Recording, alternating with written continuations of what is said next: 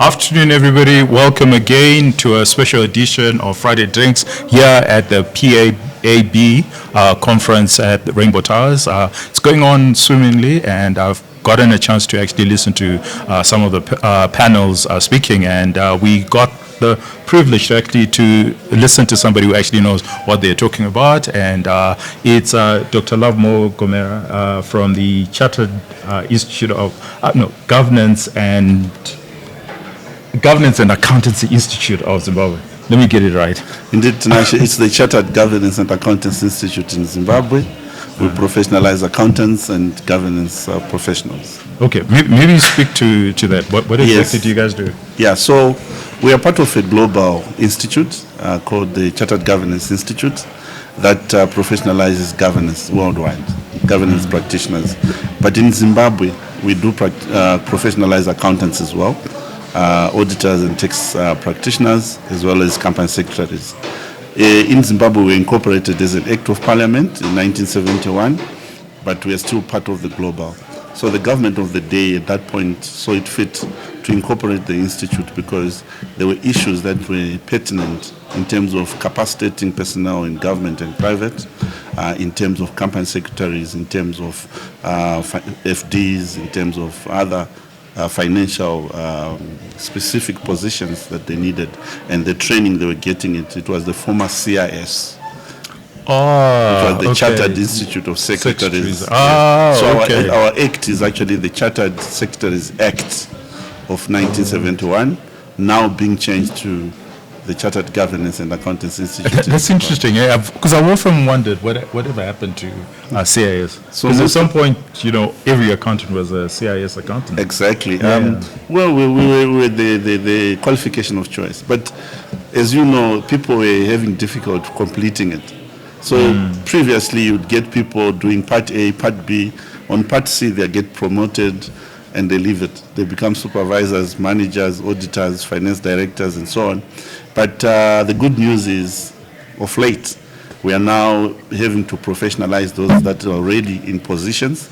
And thanks to the government of the day, we have teamed up with the International Federation of Accountants through IFAC. And there was a program that came to accelerate the professionalization of our colleagues that did not finish the professional qualification. So they are coming, we are one of the pilots, PAOs that are professionalizing public sector accounting. So we have got quite a number of classes going on. Oh, fantastic. So I got to listen to your panel discussion, which I thought was riveting in many ways, and you were talking about board governance and some of the issues that have come up, and recently again, it's been in the news around are boards actually effective or not. Maybe you just want to give us a synopsis of what you actually were telling members and your... Yes, so the panel that we had was looking at strengthening financial reporting through governance and ethical leadership. And talking about governance, we're looking at boards essentially. Who are the leaders of organizations? These are people that give the oversight to the organization. And in essence, we were trying to see how effective these boards can be and some of the issues and challenges that they are facing in order to make sure that we've got integrity in terms of financial reporting in these organizations. Boards, as you know, they're comprised of directors that are appointed by the shareholder, and these directors are called non-executive directors or non-independent executive directors. And we also have executive directors who include your CEO and in certain instances your finance directors. These come together and form the board. And within the board, that's where decisions are made, and whether the company will succeed or will fail depends on the board. That's why you've got corporate failures being apportioned to the boards and management. But in most cases, it is the board that is questioned to say, where was the board when these things were happening? You are aware of the Enrons of this world, but back home, you have seen bankers, in the banking sector, some of the banks going under, not only banks, but also companies. Even now as we speak, there are certain companies that are struggling when it comes to corporate governance. And as an institute, we come in now to bridge in the gap and bring about the training and induction of the boards, both in private sector and public sector. We're working with the corporate governance unit in the office of the president and cabinet, and helping, just making sure that governance permeates the economy. As you know, we are catalysts to the economic reforms and developments.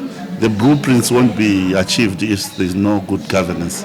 And good governance means trust, means transparency, means disclosure and accountability to everyone. Okay, so that's a good segue into something that we're passionate about and something that we think that the Reserve Bank has gone about, the wrong way, which is reporting in ZIG, that they've made it mandatory to report in ZIG. We're not experts, but you're the expert. Can you give us your thoughts around it? And first of all, how legally is it? I mean, from a governance perspective, is that the right way to go about it? Because, if you report in ZIG, it's all gibberish from our view, because, the underlying economy is 80% in US dollars. What are your thoughts on what the RBZ has suggested? So I'm glad you asked that question when we are having the conference here at PAAB, because the Public Auditors and Accountants Board is the regulator, and all these issues and pronouncements are made by them in terms of policy. The government comes up with policy, but they do liaise with the Public Accountants and Auditors Board in terms of standards, etc., that we bring in the country. In terms of the ZIG that you're talking about, there are certain directions and directives that have been given, which I'm not privy to say at the moment, because some of them actually impact on some reporting that is happening now. But just to allude to the fact that there has to be a functional currency in terms of reporting. And you've heard about IS-21 in terms of the exchange rate, you've heard about IS-29 in terms of inflation. Yeah. These are all issues that are being dealt with at regulatory policy level, with PAAB and the ministry and the... But from a governance perspective, yes, you as a professional, yes. What are your thoughts? So, from our perspective in terms of governance around integrity, because what you need is a currency that has got integrity, a currency that can be exchangeable and so on. But in terms of what we have at the moment, this is the issues that we're talking about and we assist with, to say there is no country that can operate with them without their own currency. We all want our own currency, but there has to be certain steps and certain sacrifices that have to be made in order for that currency to be acceptable. At the moment, we are working on the trust issues, because people are not trusting our ZIG, and we are saying we have to have the ZIG. And in terms of the governance issues that you talk about, I think that we leave to the policymakers. Okay. I wanted to engage in a more philosophical conversation around governance. Yes. So I'm a huge fan of Warren Buffett. He's run one of the most successful businesses in the world for more than half a century, and some interesting things around governance come up. So he's both the chairman and CEO of Berkshire Hathaway, which is a publicly traded company. Yes. And there's this, so there's this ongoing debate about should the role of chairman be separated from the role of CEO, and the Americans tend to marry the two. Yes. And US companies tend to outperform their European counterparts, where they've separated these roles. And a case can be made that one of the reasons why the American companies outperform European companies is because by having the chairman also be the CEO, he's got much more leverage to exert himself and his vision and strategy, and therefore, and this manifests in better performance over time. Yeah. And then, so that's the one question about that CEO chairman question. And then the other thing that's also peculiar to Berkshire, and again a difference between the way the Americans do things and the way the Europeans do them, is that all of the non-executive directors on Berkshire Hathaway's board actually own meaningful shares in the company. Warren Buffett is on the record saying, it doesn't make sense for him, this idea of an independent director who's got no interest in the business. He doesn't own any shares. No skin in the game. He doesn't have skin in the game. Why would you want somebody like that on your board? So, no, you're right. So, I think asked from this end, Africa in particular, we have adopted the European style, where the board has to have a chairman who's an independent, non-executive independent chairman, and whose role cannot be the same as the CEO. The reason why the Americans, in fact, what their argument is that they usually have the chairman as the CEO for quick decision making. But the Europeans argue and say, if you are the same person who do the operations, who run the operations, and then you have oversight over yourself, how are you going to distinguish between matters of the board and matters of management? So there's a conflict in there. Not only that, there is no clarity of roles when it comes to issues to do with, say, financial reporting. You are the person who's running the operations. You are the person who's prepared the financials. You are the person who's presenting the financials. You are the person who's receiving the financials. And you are the person who's making decisions for the company. So you see that the American style does not suit well in many respects. There are flaws in there.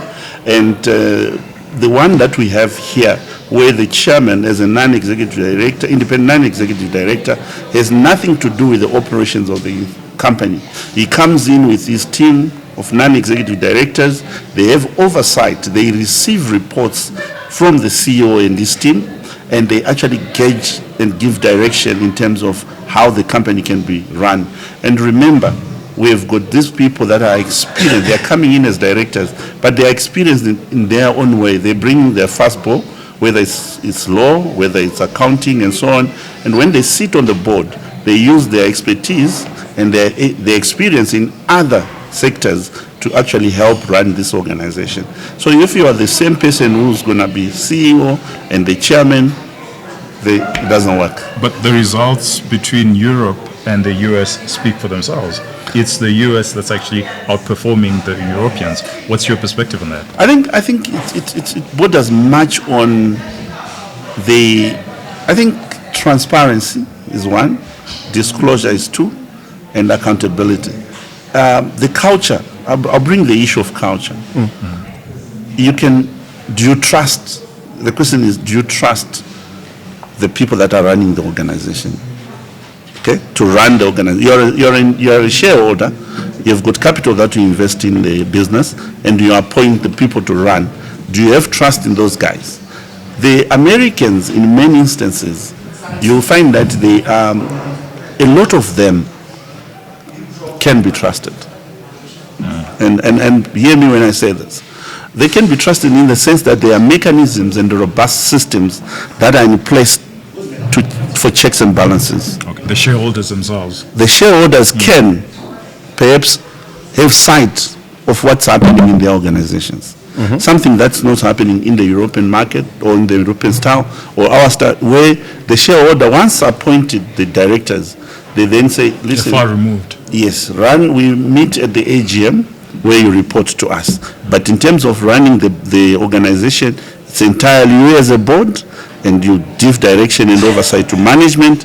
If anything happens that you need our involvement, then you can come to us. But usually we meet at annual general meetings.